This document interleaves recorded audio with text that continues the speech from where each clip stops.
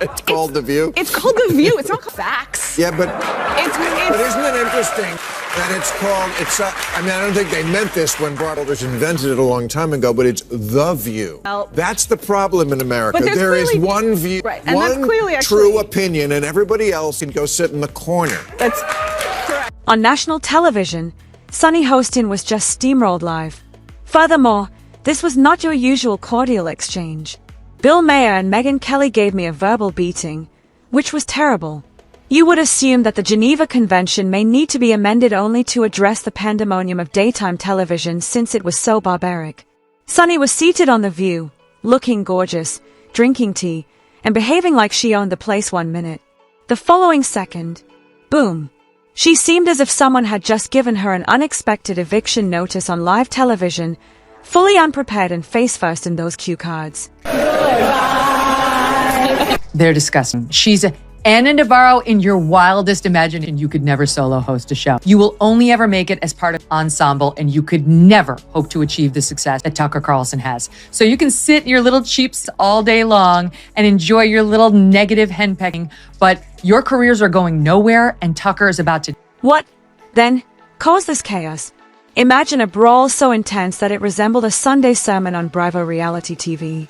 Bill Maher intervened with that acerbic, dry sarcasm that only he can provide, while Megyn Kelly entered with the dexterity of a surgeon, removing each point with cool, strategic slashes. They all worked together to completely destroy Sunny's part. This was an intellectual street battle, not a discussion. Sunny, poor thing? They arrived with receipts and emotional wrecking balls, while she arrived with a glitter pen. That soapbox she sits on all the time? It swayed like an IKEA shelf from a low-dollar shop. Talk about Whoopi Goldberg, because I got so many texts this week because she attacked me before. Yeah, sure. So she was, everybody was like, oh, Bill, I get you're in the karma. First of all, I'm going to talk about this at the end of my show next week, teaser. But there is no fucking thing as karma, okay? Get over that.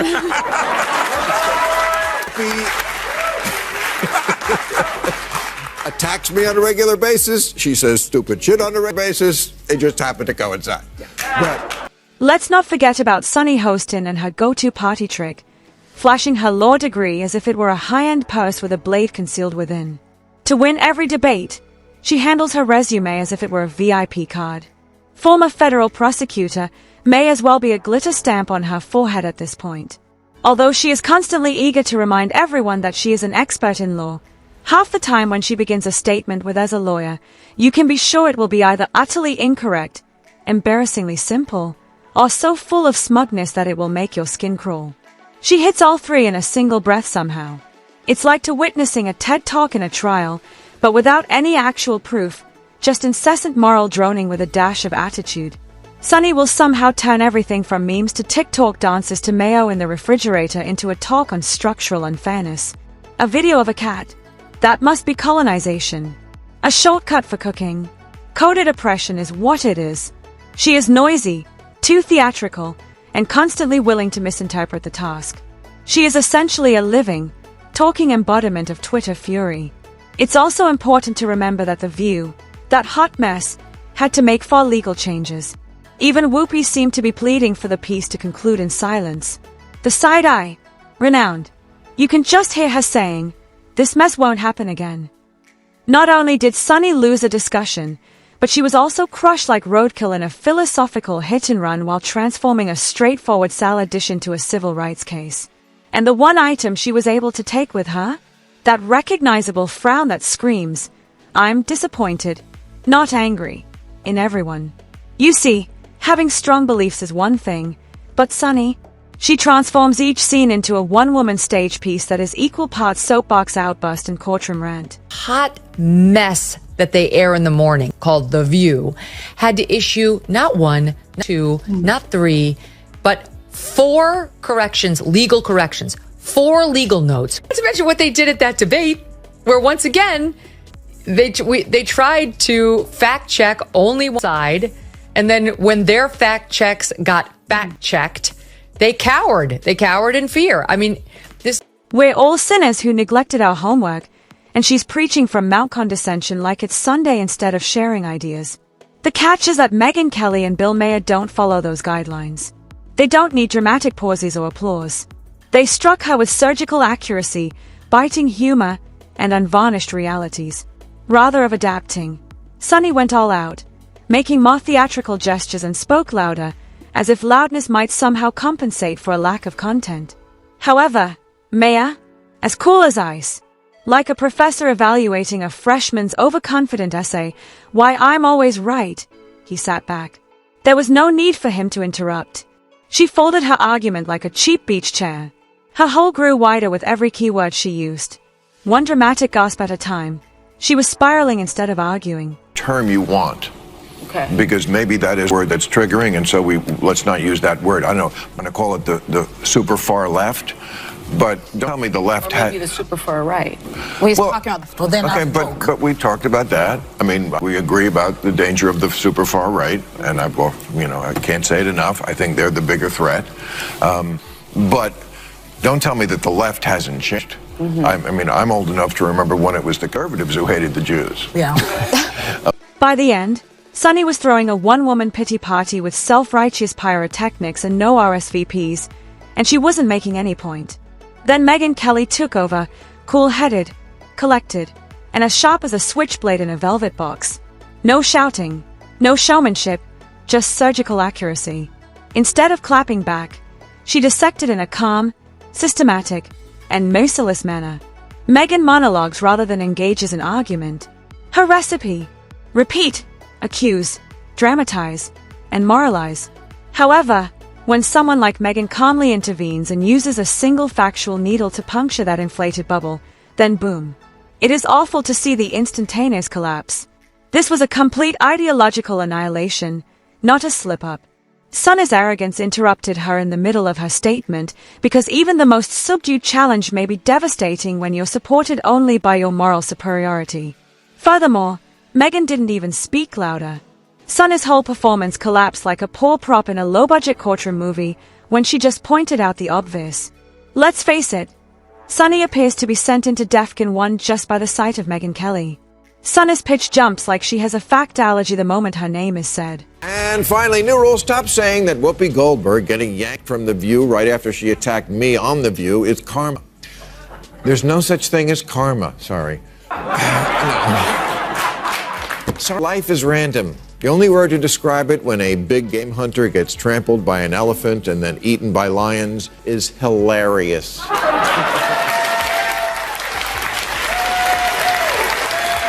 It's crazy. What was Megyn's actual offense? Being so bold as to use whole, fact-based phrases while speaking on The View. Such clarity. That studio apparently views it as black magic. You are essentially a danger to the whole ecology on The View if you dare to bring up real facts without a theatrical sigh, a tearful outburst, or a hair flip that may be interpreted as Defcon 5. What about Megyn Kelly? She is the biggest public opponent. Discussion on The View about world superpowers from the sound of it. That's how they got into it. And Sunny Hostin made sense about patriotism and America and Black America. It's all in there, Jason. I mean, it's all in there. I'm going to tee it up. It starts with Alyssa Farah, who's supposed to be the Republican commentator. And then you'll hear Sunny jump in. Listen. If America is not the number one global power, it's not going to be Denmark. It's going to be communist China, a country that right now the government is imprisoning Uyghur Muslim concentration camps. It is a deeply racist government. It's a human rights violating government. It is a government that if they are the leader of the free world, we are not a free world the way that we are right now. So the notion of patriotism and the notion of America and the American flag has been co-opted by the right as if they are true patriots. Mm-hmm. But when I listen to Christopher Wray, the head of the FBI, he says white supremacy is the biggest domestic threat. Stats are dropped by her. She talks as if she really made it through middle school without weeping. For a panel that is allergic to poise and critical thought, it's a whole horror show. Sunny seems to have plundered the prop closet of a theater club for her tools. The occasional interpretative shoulder shimmy intended to represent centuries of tyranny, smoke bombs, and emotional tirades. Showmanship? She has them. Disagreements? Not at all. Then there's Megyn, who interrupts Sunny's furious soliloquy with icy, fact-checked, and frigid missiles. One by one, cutting through the cacophony like a surgeon with a bag of invoices. It's similar to seeing someone bring a glittering coloring book to a chess game and then lose their temper because their rainbow unicorn bishop isn't allowed. Trump will be sworn in as the 47th president of the United States, yay, on January 20th of this month. Not everyone's happy about it, and many people would like us to be more focused on the insurrection that he personally unleashed. If you ask them, as we discussed earlier, they think it's as bad as like the Holocaust, and take my word for it, here is Sunny Hostin. January 6th was an atrocity. It was one of the worst moments in American history. And when you think about the worst moments in American history, like World War II, things that happened, like the Holocaust, chattel slavery. Yeah, the January 6th is right up there next to the Holocaust. You can see Sunny glitching whenever Megyn strikes her with statistics, reasoning, or plain old history. Her volume rises and her eyes expand, but the defense? The same thing every time. In the hopes that no one would notice her collapse, she withdraws within her fortress of wrath. It's like seeing someone claim that tyranny is equivalent to 2 + 2, then lose their temper when someone takes out a calculator. Sunny is about to yell, "How dare you bring maths into this mess?" Let's not even discuss Sunny's one-woman campaign against humor. She responds to a joke as if it were a federal offense, which is surprising for someone who constantly name-drops her legal and social expertise. She handles every joke as if it were an emotional battery, whether it be satire, hate speech, or sarcasm. She seems to believe that laughing poses a direct danger to democracy. Even in 2025, Sunny still doesn't understand that comedians make jokes. In fact, it is the job description. It would be like going into a bakery and taking offense at the bread being sold if you expected Bill Maher to refrain from making fun of prominent personalities. However, Sunny short-circuits if Maher even smikes and lets forth a breath. You would imagine he read aloud from her 8th grade journal, which was filled with depressing poetry about justice and glittering hearts around her name. The tone they all talk with him. I want you to look at Sunny Hostin's body language and the way they look at him, and just because he is a lefty who hasn't gone bananas, here they are talking about the word woke. The term woke has been, in my view, co-opted by the right and weaponized and bastardized. So I was surprised to hear you use the term because historically, as you know, because I think you're quite brilliant, that woke is a word used by the Black community to know that we must be aware of social injustices. But words and migrate. So why is that a bad thing? It's not a bad thing, and originally that was absolutely a great thing. To injustice, who's not for that? But words do. The astonishments, the grasping of poles, it operates automatically, as if expressing "I'm hurt" is meant to put a stop to the discussion. She responds as though offense is a mic drop. But the point is, it's not always unlawful simply because you don't like the joke. It seemed like someone throwing random historical quotations into a blender and then throwing the whole mess over the stage in the hopes that anything would stick during Sunny Hostin's terribly awkward effort to outwit Bill Maher and Megyn Kelly Live. She made wild, disorganized, and completely off-target remarks with the precision of a kid hurling spaghetti at plasterboard. She threw half-baked legal jargon like pinless grenades, sending meaningless words flying in all directions. It seemed like she was doing research by binge-scrolling Wikipedia 5 minutes before the program. Not that insightful. The stenographer would have tapped out midway through, leaving a notation that simply said, "Incoherent," if this had been a courtroom. Help should be sent. The sound of the studio workers requesting emotional hazard pay could almost be heard. Bill Maher, in the meantime, icy cold, not bothered. He seemed to be relaxing in a cryo chamber as he sat there. He reacted to their furious tirades like foam darts striking concrete. Was angry when Alyssa pointed out that Trump went to the funeral of Officer Diller. Yes. On Long Island, and Joe Biden went to a podcast. Look at Whoopi Goldberg's reaction. Choose what you like there, but for Republicans, it was good imagery. Really? 1 day later, yes. And I'm asking that because I was so offended because you know who showed up. Yeah. And he was, whether he was asked or not. This So he is a was man who invited. didn't care what happened to the officers on January 6th. She promotes Joe Biden and Kamala Harris every on that show. Trump wasn't supportive enough of the cops who were, yes, in danger on J6th. How does that explain their behavior on a daily basis? The fictitious TikToks with labels like Slay Queen shuts down misogyny were practically audible, but Maher? He was already in a state of mental relaxation, most likely drinking fictitious wine and contemplating if he might avoid the gridlock on his way to LAX. What about Megyn? She didn't recoil. She didn't speak louder. She didn't have to. She delivered incisive, surgical, and icy rebuttals. Just one word from her, and the whole act Sunny had practiced that morning in front of the mirror. Vaporized. Sunny seemed to be being carefully destroyed by someone who had already rejected her credibility and thrown it away. This was an outright exorcism, not a discussion. What about Megyn Kelly? While Sunny raged about, attempting to persuade the audience that reality was simply another biased perspective, she played the icy priest, equipped with reason and no emotion. Last week you called white Republican women cockroach. Actually, I didn't. And you said they're acting like cockroaches. Used in a similar. Let me answer that. Okay. You said that before. Here's what I'm going to ask you all to do. Here's what I'm going to ask you to do. Wow. Yeah, I'm going to ask you to tone it down a bit because I can't hear anything. No one can hear what's being said. She just said I called white roaches. All right, we're going to go to break. We're going to break. Sunny was witnessing her whole worldview fall apart live on television, not literally falling. A mindset that was incapable of enduring criticism, laughing at herself, or surviving a discourse in which cue cards were ineffective. She believed that democracy would be safeguarded by shouting louder. What did she get instead?